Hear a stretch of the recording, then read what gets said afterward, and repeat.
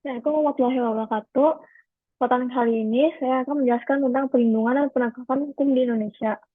Yang pertama itu adalah pengertiannya.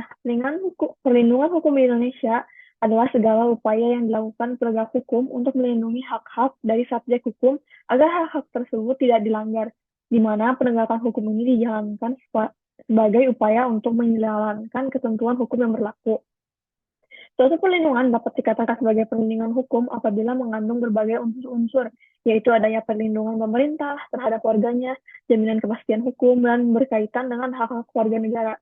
Di samping itu, perlindungan dan penegakan hukum Indonesia juga penting bagi kehidupan bernegara. Hal ini guna merealisasikan tegaknya supremasi hukum, tegaknya keadilan, dan mewujudkan perdamaian.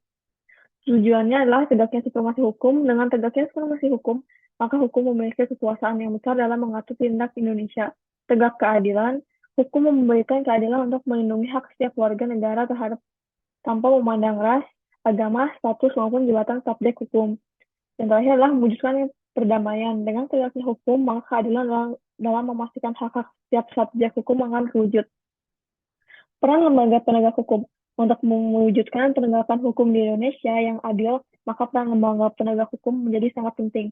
Bahkan hal-hal tersebut telah diatur sesuai dengan peraturan undang-undang. Yang pertama adalah Kepolisian RI atau Polri. Sesuai dengan UU Nomor 2 Tahun 2002 Pasal 13, Polri memiliki tugas untuk memelihara keamanan dan ketertiban masyarakat, menegakkan hukum, memberikan perlindungan, pengayoman, dan pelayanan kepada masyarakat. Kejaksaan Republik Indonesia. Kan Kejaksaan Republik Indonesia diatur dalam UU Nomor 16 Tahun 2004 Pasal 30, yaitu untuk melakukan penuntutan, melaksanakan penetapan hakim dan pemutusan pengadilan yang telah memperoleh kekuatan hukum tetap, melakukan pengawasan terhadap pelaksanaan putusan pidana, dan pengawasan dan keputusan pidana bersyarat. Selain itu, Kejaksaan juga melakukan penyelidikan terhadap tindak pidana tertentu berdasarkan undang-undang. Advokat.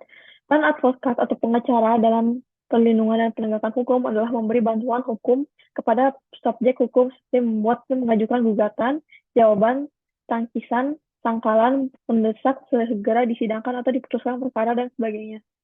Hakim.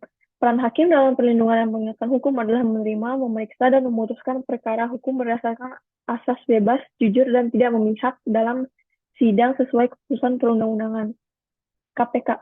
Peran KPK dalam perlindungan dan penegakan hukum antara lain melakukan pemberantasan tindak pidana korupsi, melakukan penyidikan, dan penuntutan terhadap tindak pidana korupsi. Selain itu, melakukan pencegahan terhadap tindak pidana korupsi.